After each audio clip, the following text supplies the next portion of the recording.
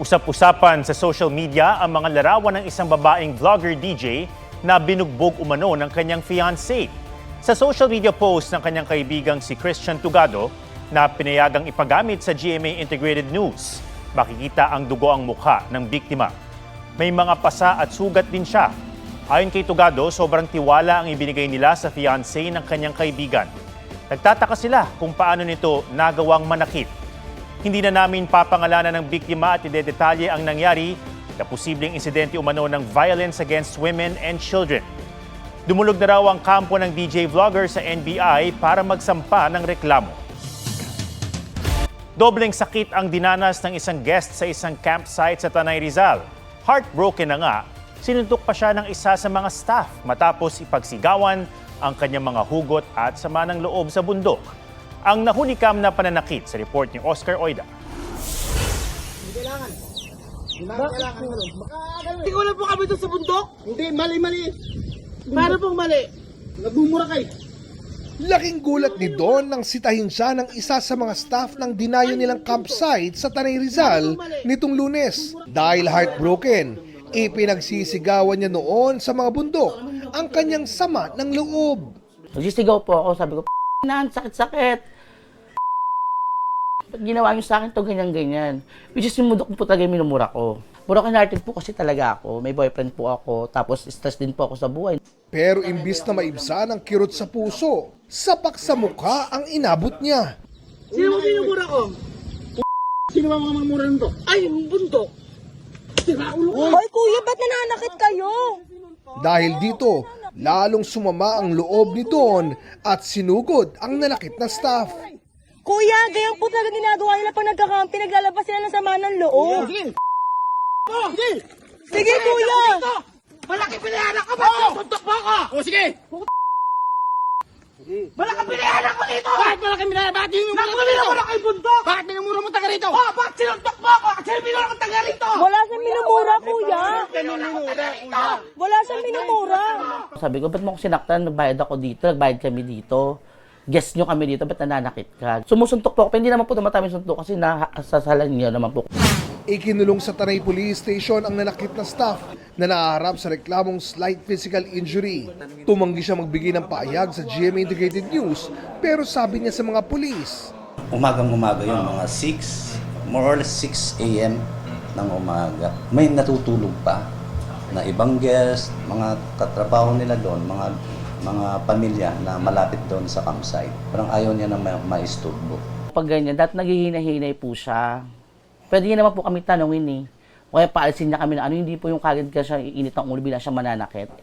sa post sa Facebook, humingi ng pangunawa at paumanhin ang pamunuan ng nasabing campsite. Hindi raw ganito ang iba pa nilang tauhan. Tiniyak din nilang hindi ito mangyayari ulit. Oscar Oida, nagbabalita para sa GMA Integrated News. Isang bata ang pumailalim sa isang pickup sa Cotabato City sa Iloilo. Sumalpok naman sa poste ang isang humaharurot na SUV. Ang mga aksidenteng yan sa report ni Jeric Pasilyaw ng GMA Regional TV. Mabilis ang takbo ng SUV na ito sa Barangay Padios sa Sara, Iloilo. Nang makasabay ang sinusundang truck, bumangga ang SUV sa poste. Tumagilid ang sasakyan pati ang poste. Mabilis na nakalabas ang tatlong sakay ng SUV na hindi lubhang nasugatan. Ayon sa pulis, nawalan daw ng kontrol sa manibela ang driver. Maitim at makapal na usok naman ang sumalubong sa mga motorista sa diversion road sa Mandurriao, Iloilo City. Nasusunog na pala ang isang taxi. Ligtas naman ang driver at pasahero nito. Patuloy na iniimbestigahan ang pinagmulan ng apoy. Dumaraan naman ang pulang pick-up na ito sa Cotabato City. Nang tumawid ang isang bata, nabundol at pumailalim sa pick-up ang 3 taong gulang na babae. Nakaligtas ang bata na nagtamo ng mga sugat. Ayon sa kanyang mga magulang, hindi nila namalayang tumawid ang bata na nasa tapat lang ng kanilang bahay. Sumuko kalaunan ng driver ng pick-up at nangakong aakuin ang pagpapagamot sa bata. Jeric Pasilyaw ng GMA Regional TV nagbabalita para sa GMA Integrated News. Ibinasura ng korte sa Pasay ang isa sa 2 kaso laban sa independent contractors na sina Jojo Nones at Richard Cruz, kaugnay ng umano'y pang-aabuso sa aktor na si Sandro Mulak. Kinatigan ng Pasay Metropolitan Trial Court Branch 46 ang motion to quash o hilingin na Nones at Cruz na ibasura ang 2 counts ng acts of lasciviousness laban sa kanila. Ayon sa korte, overkill na ang pagsampa ng kasong acts of lasciviousness dahil may tuturing na itong elemento o sakop na ng kasong rape through sexual assault na isinampa ng DOJ sa Pasay Regional Trial Court. Wala pang tugon ng kampo ni Mulak. Matapos ang mahigit 2 buwang investigasyon, naghain ng NBI ng mga reklamong inciting to sedition at grave threats laban kay Vice President Sara Duterte. Kaugnay ito ng sinabi ng bise noong November na may kinausap daw siya para paslangin ng Pangulo, unang ginang at House Speaker sakaling may pumatay raw sa kanya. Sabi ng NBI, tinangka nilang hanapin ang taong tinutukoy ng bise na kinausap niya pero hindi na nila ito natuntun. Kabilang sa mga isinumite ng NBI sa DOJ ang video ng press conference ng bise at testimonya ng mga witness. Ayon sa DOJ, sasalang ang reklamo sa evaluation at preliminary investigation ng National Prosecution Service. Ang maiksing sagot naman ng bise sa paghahain ng reklamo, inasahan na raw niya ito. Wala namang nakikitang epekto sa impeachment si Senate President Cheese Escudero kung kasuhan man si Duterte ng DOJ.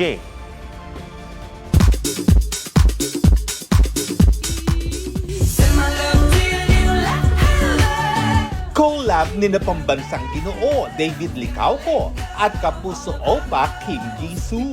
Umani ng libu-libong views. Aliw pa sa netizens ang caption na angry emoji ni David na tila nire-relate ng ilan sa dating sweet post ni Barbie Forteza kasama si Jisoo. P-Pop Kings SB19 inanunsyo na ang details ng kanilang simula at wakas world tour. Bago yan, handog nila sa 18s ang bagong single this month.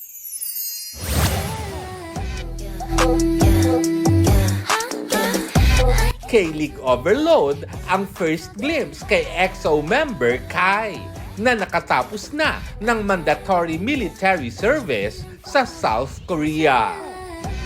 Lars Santiago nagbabalita para sa GMA Integrated News. Pinarangalan ng ilang Kapuso executive at personalities sa Manila Overseas Press Club Grand Journalism Awards. Ginawaran ng Lifetime Achievement in TV and Journalism Award si GMA Network Chairman and Advisor, Attorney Felipe Gozon. Sabi ni Attorney Gozon, isang malaking karangalan ang pagkilala mula sa pinakamatanda na press club sa Asia. Journalist of the Year naman si Jessica Soho. Anya, espesyal ang mga parangal na natatanggap niya ngayong 2025, ang ika-40 taon niya bilang mamamahayag. Television Reporter of the Year naman si Rafi Tima. Natutuwa raw siyang nabigyan ng pagkilala ang advokasya niyang gumamit ng makabagong teknolohiya sa pagbabalita. Habang Radio Broadcaster of the Year si Super Radio DZBB Anchor Melo Del Prado. Malaking karangalan daw para sa kanya na pumasa siya sa pamantayan ng mga kasamahan niya sa industriya. This recognition is very important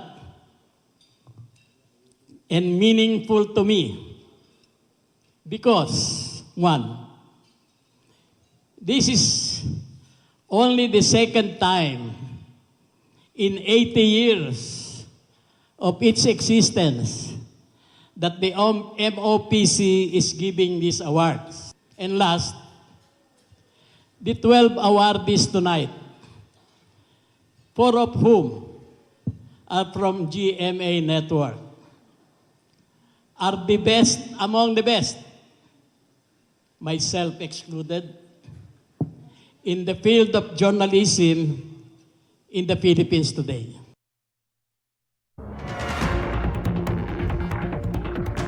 Mahigit 100 mangingisda ang stranded sa palutang-lutang na tipak ng yelo sa Sea of Okhotsk.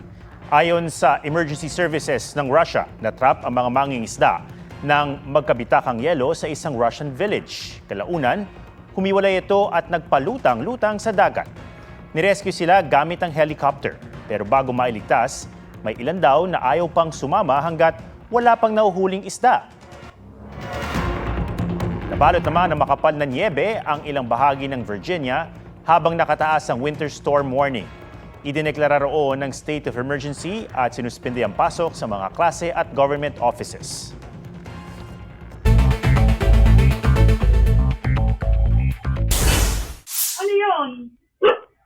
10 pulis na nanakit at pinagnakawan umano ang isang ginang na inaaresto nila sa Taguig tinanggal sa pwesto. Tingin ng ginang peke ang arrest warrant, pilit daw siyang isinasangkot sa illegal drug case kung saan matagal na siyang napawalang sala. Pumayag daw siyang sumama sa barangay pero lumundag siya mula sa sasakyan nang lumagpas ito sa barangay. Inihahanda na ang mga kasong kriminal at administratibo laban sa mga pulis na kinukunan pa namin ng pakayag. Hindi daw ito tolerate ng NCRPO ang ganitong gawain ng mga pulis. Mga kandidatong lumabag sa regulasyon kaugnay sa campaign materials pinadala na ng notice ng COMELEC. Kabilang riyan ang 5 senatorial candidates na hindi pinangalanan. Tigil muna sa pagbabaklas ang COMELEC pero aabisuan ng mga kandidato na meron silang 3 araw para magbaklas. Bagong COMELEC Commissioner, Attorney Noli Pipo, nanumpa na bilang bagong COMELEC Commissioner. Emil Sumangil, nagbabalita para sa GMA Integrated News. Live-in o kasal? Ayon sa isang pag-aaral, dumarami ang mga Pilipinang pinipiling makipag-live-in. Mas practical daw ito, bukod pa sa mahirap at magastos magpakasal. May report si Nico Wahe. Sabi ng iba, pag mahal mo, pakasalan mo. Pero hindi na raw ganyan ang estilo ng mga henerasyon ngayon. Sina Faye at Jeff, 10 taon nang nagli-live-in. 2015 ang piliing magsama matapos ang 3 taong pagiging magkasintahan. Kasi 'di ba sabi nila hindi mo malalaman yung tunay na ugali ng lalaki hangga't hindi mo siya nakakasama sa iisang bubong. Pag married ka at may nangyari, hindi ka agad makakawala kasi nga merong papel na nagtatali sa iyo. Meron nga yung kakakasal lang, kinabukasan, hiwalay na. Pero hindi raw ibig sabihin, tinitake for granted nila ang isa't isa.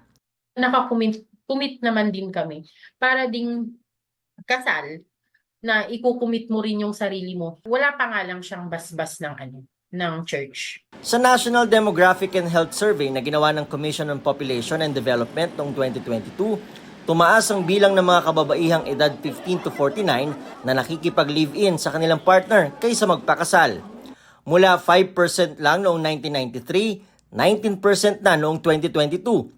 Bumaba naman ang mga babaeng nagpakasal mula 54% noong 1993, 36% na lang noong 2022. Ayon sa isang anthropologist, unti-unting nagbago ang nakagawian ng mga Pinoy pagdating sa konsepto ng pamilya mula noong 1990s. Mobility na ng mga Pilipino ngayon, hindi tulad nung traditional na lipunang Pilipino. Kaya nga may bahay, nasa bahay lang siya pero ngayon pareho nang nagtatrabaho. Marami na silang nakakahalubilong iba so pwedeng okay sila ngayon. Bukas sa hinaharap hindi na okay. Gusto pa rin naman daw magpakasal ng mga nagli-live-in. Gusto mo mapakasalan? Oo naman. Sinong babae ang hindi gusto? Pakakasalan ko naman siya. Pero sabi ng simbahang Katolika, dapat sa lalong madaling panahon yan, lalo kung nagsasama na ng matagal. Living together kasi, o cohabitation, there's an over-reliance on sexual expression. No? Sa halip na doon sa yung pagpapalalim ng kanilang ugnayan through conversation at saka communication. Naiintindihan naman daw ng simbahan ang dahilan na ayaw ng ilan na magaya sa may hindi magandang karanasan sa buhay mag-asawa. The best way really to prepare for a lasting relationship, especially sa marriage, is yung best preparation. Mahalaga raw na Diyos ang sentro ng pagsasama para hindi mauwi sa hiwalayan. Nick Wahe, nagbabalita para sa GMA Integrated News. Huwag magpahuli sa mga balitang dapat niyong malaman. Mag-subscribe na sa GMA Integrated News sa YouTube.